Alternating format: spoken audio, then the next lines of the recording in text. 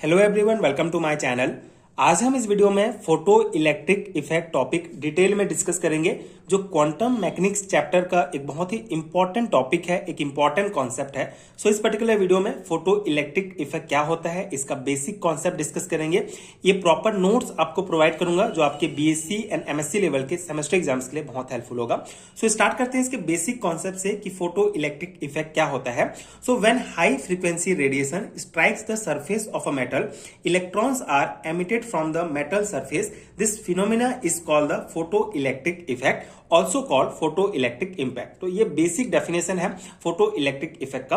Concept बहुत simple है। जब हाई फ्रीक्वेंसी रेडिएशन को किसी मेटल के सरफेस पर स्ट्राइक किया जाता है तो इलेक्ट्रॉन्स वहां से बाहर निकलते हैं। तो इस प्रकार से हाई फ्रीक्वेंसी रेडिएशन के स्ट्राइक से किसी मेटल के सरफेस से इलेक्ट्रॉन बाहर निकलने की जो प्रक्रिया होती है, इस फिनोमिना को फोटो इलेक्ट्रिक इफेक्ट कहा जाता है। इसको फोटो इलेक्ट्रिक इंपैक्ट भी कहा जाता है।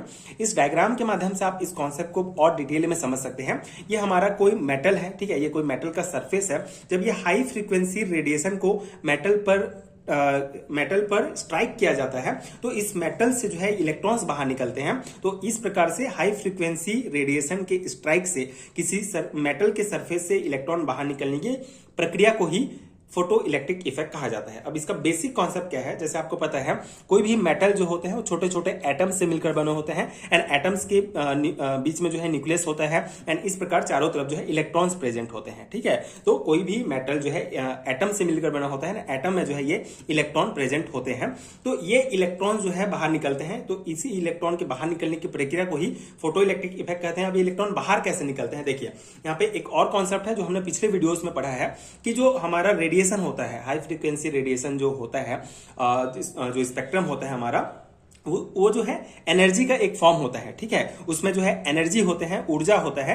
ऊर्जा छोटे छोटे पैकेट या बंडल के रूप में होता है जिसको फोटोन या क्वांटा कहा जाता है, ठीक है। जो भी रेडिएशन होता है उसमें जो है ऊर्जा प्रेजेंट होता है। ऊर्जा जो है वो छोटे छोटे बंडल पैकेट्स के रूप में होते हैं जिनको फोटोन या क्वांटा कहा जाता है। तो ये जो फोटोन होता है ये एनर्जी का एक बंडल होता है। तो ये फोटोन जो है रेडिएशन के साथ जो है जब रेडिएशन जो है यहाँ पे स्ट्राइक करता है मेटल पे, तो उसके साथ फोटोन स्ट्राइक करेगा। तो फोटोन जो है एनर्जी होता है, फोटोन में एनर्जी होता है, जिसके कारण ये फोटोन मान लो यहाँ पे एटम पे इस मेटल के एटम पे स्ट्राइक किया और एटम में क्या प्रेजेंट है, इलेक्ट्रॉन है। और इलेक्ट्रॉन जो है न्यूक्लियस के साथ कैसे बंधा हुआ है, ये बेसिकली एक आकर्षण फोर्स यहाँ पे लगता है, ठीक है। एक आकर्षण बल यहाँ पे लगता है जिसके कारण न्यूक्लियस से ये इलेक्ट्रॉन जुड़ा रहता है। लेकिन जब ये फोटोन जो है इलेक्ट्रॉन्स को क्या करता है, एनर्जी प्रोवाइड करता है। ये फोटोन खुद एनर्जी है जो इलेक्ट्रॉन को एनर्जी देता है, जिसे इलेक्ट्रॉन और न्यूक्लियस के बीच आकर्षण जो बल होता है ये टूट जाता है और इलेक्ट्रॉन जो है यहाँ से बाहर निकल जाता है, ठीक है। तो ये सिंपल सा कॉन्सेप्ट जो है यहाँ पर काम करता है, ठीक है। जो हमारा हाई फ्रीक्वेंसी रेडिएशन होता है उसमें फोटोन होता है जो ऊर्जा का एक फॉर्म है। तो फोटोन जो है क्या करता है, इलेक्ट्रॉन को ऊर्जा प्रोवाइड करता है, जिससे इलेक्ट्रॉन और न्यूक्लियस के बीच आकर्षण बल जो होता है वो टूट जाता है और इलेक्ट्रॉन जो है यहाँ से बाहर निकल जाता है। तो इस प्रकार से हाई फ्रीक्वेंसी रेडिएशन के स्ट्राइक से किसी मेटल से इलेक्ट्रॉन बाहर निकलते हैं और इस पूरे प्रोसेस को, इस पूरी प्रक्रिया को फोटो इलेक्ट्रिक इफेक्ट या फोटो इलेक्ट्रिक इंपैक्ट कहा जाता है। ये कॉन्सेप्ट हो गया हमारा बेसिक कॉन्सेप्ट, ठीक है। अब इसका हम थ्योरी पॉइंट देखते हैं, इसका एक्सप्लेनेशन देखते हैं। जो मैंने समझाया उसी को ही यहाँ पे हम थ्योरी में लिखे हैं।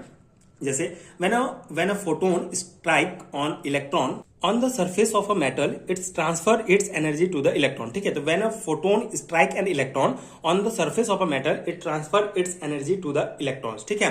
तो जब फोटोन जो है इलेक्ट्रॉन्स पर स्ट्राइक करता है तो इसका जो एनर्जी होता है, इसका जो एनर्जी होता है वो बेसिकली इलेक्ट्रॉन्स को जो है वो ट्रांसफर हो जाता है, ठीक है। जो फोटोन होता है जब स्ट्राइक करता है किसी इलेक्ट्रॉन पर, मेटल सरफेस के इलेक्ट्रॉन पर, तो इसका एनर्जी क्या होता है, इलेक्ट्रॉन को ट्रांसफर हो जाता है।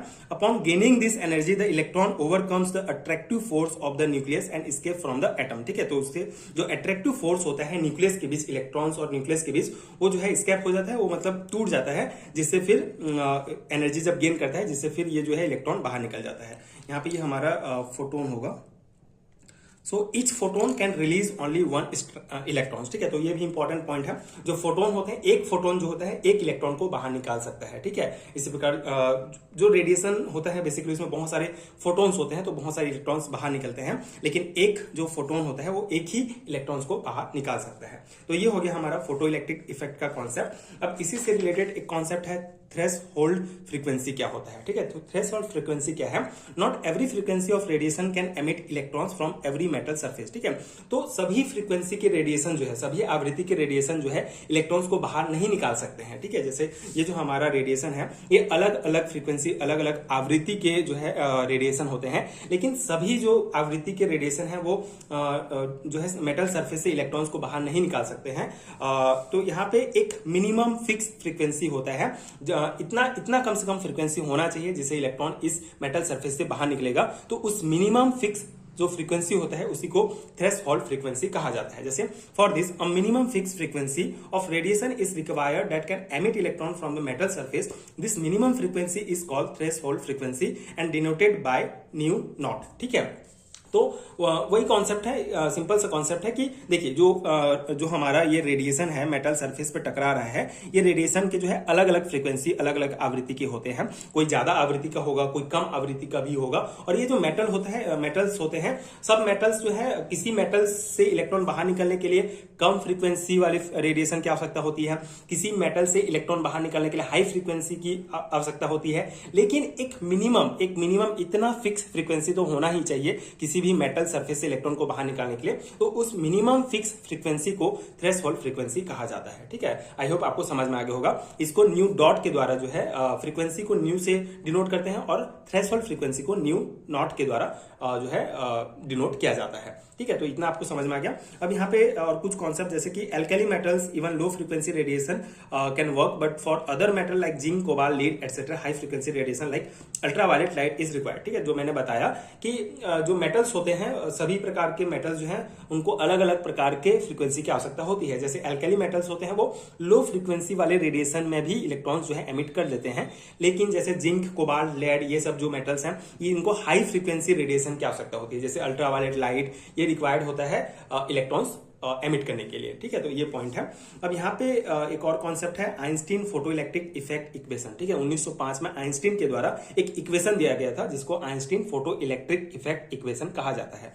अब यहाँ पे देखिए, if the threshold frequency of the light required to emit an electron from the surface of a metal is nu naught, then the energy of the photon, ठीक है। तो उन्होंने आइंस्टीन ने कहा कि जो थ्रेशोल्ड फ्रीक्वेंसी होता है वो थ्रेशोल्ड फ्रीक्वेंसी होता है जिसको न्यू नॉट के द्वारा डिनोट किया जाता है। तो किसी सरफेस से इलेक्ट्रॉन को बाहर निकालने के लिए अगर हमको न्यू नॉट थ्रेशोल्ड फ्रीक्वेंसी की आवश्यकता होती है, तो जो फोटोन की एनर्जी होता है उसको हम इस इक्वेशन के द्वारा शो करते हैं। फोटोन की एनर्जी शो करता है E = h new, H nu not, ठीक है। ये उन्होंने दिया, जहां पे जो हमारा E होता है ये एनर्जी है, फोटोन का एनर्जी होता है, H जो है प्लांक कांस्टेंट है और न्यू नॉट जो है थ्रेशोल्ड फ्रीक्वेंसी होता है, ठीक है। तो इन्होंने बताया कि अगर हमको न्यू नॉट थ्रेशोल्ड फ्रीक्वेंसी की आवश्यकता है किसी भी मेटल सरफेस से इलेक्ट्रॉन को बाहर निकालने के लिए, तो जो फोटोन की एनर्जी होता है उसको हम E = h न्यू नॉट के द्वारा रिप्रेजेंट करेंगे।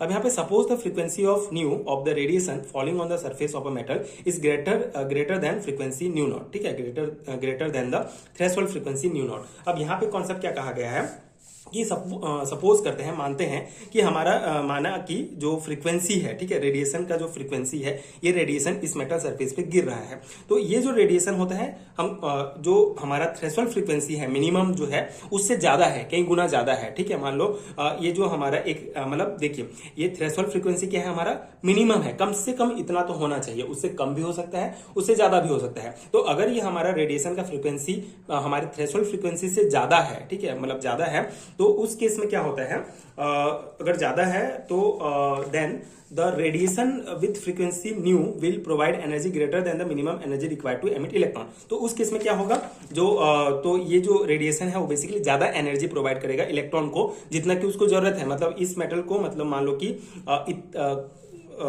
इस इलेक्ट्रॉन को बाहर निकलने के लिए जो है जितनी एनर्जी की आवश्यकता है उससे कई गुना ज्यादा जो है एनर्जी इसको प्रोवाइड हो रहा है। तो जो एक्स्ट्रा बचा हमारा एनर्जी है, मतलब जितना रिक्वायर्ड है इसको निकालने के लिए उतना एनर्जी तो यहाँ पे यूज हो जाएगा, लेकिन जो ज्यादा एनर्जी है उसका क्या होता है, वो जो है बेसिकली काइनेटिक एनर्जी में परिवर्तित हो जाता है। उसी को इक्वेशन में इन्होंने जो है अपने ऐड किया है। जैसे from this energy h new a part of it will be use in the emission of the electron and the remaining energy will converted into the kinetic energy 1/2 mv² of the emitted electron, ठीक है। तो उन्होंने कहा कि जो अगर हमारा radiation threshold frequency से ज्यादा है तो जितना इलेक्ट्रॉन बाहर निकालने के लिए यूज होना चाहिए उतना एनर्जी यूज हो जाएगा, लेकिन जो रिमेनिंग जो बचा हुआ एनर्जी है वो बेसिकली किस में कन्वर्ट हो जाता है, काइनेटिक एनर्जी में कन्वर्ट हो जाता है ऑफ द एमिटेड इलेक्ट्रॉन। ठीक है, जो इलेक्ट्रॉन एमिट हुआ है उसके काइनेटिक एनर्जी में जो है चेंज कन्वर्ट हो जाता है।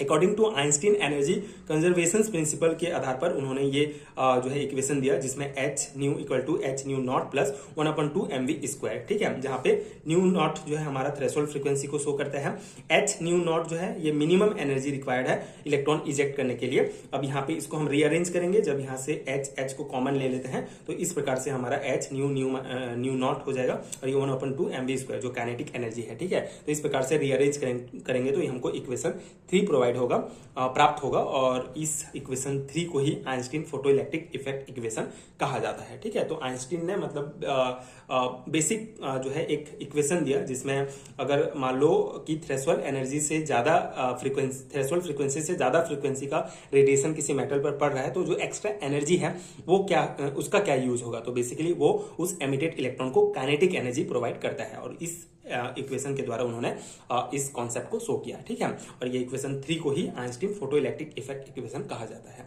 तो ये हो गया हमारा पूरा कॉन्सेप्ट फोटो इलेक्ट्रिक इफेक्ट का। इससे रिलेटेड जितने भी कॉन्सेप्ट थे मैंने डिटेल में आपको बताया एंड ये प्रॉपर नोट्स मैंने प्रोवाइड किया जो आई होप कि आपके एग्जाम प्रिपरेशन के लिए बहुत हेल्पफुल हो। इस पर्टिकुलर नोट्स को आप अपने बीएससी एंड एमएससी लेवल के सेमेस्टर एग्जाम्स के लिए यूज कर सकते हैं। नेशनल एजुकेशन पॉलिसी के अंतर्गत जो न्यू सिलेबस प्रोवाइड किया गया है उसके अकॉर्डिंग ही ये अपडेटेड नोट्स हैं, तो उस सिलेबस में अगर आपके सिलेबस में टॉपिक है तो डेफिनेटली आपके लिए बहुत हेल्पफुल होगा। एंड अगर आपको हैरिटन नोट्स चाहिए तो उसका लिंक भी आपको नीचे डिस्क्रिप्शन बॉक्स में मिल जाएगा, आप चेक कर सकते हैं, वहां से नोट्स डाउनलोड कर सकते हैं एंड अपने एग्जाम की प्रिपरेशन कर सकते हैं। एंड अगर ये वीडियो हेल्पफुल है तो आगे की वीडियोस देखने के लिए चैनल के साथ जुड़े रहिए। Thank you so much for watching.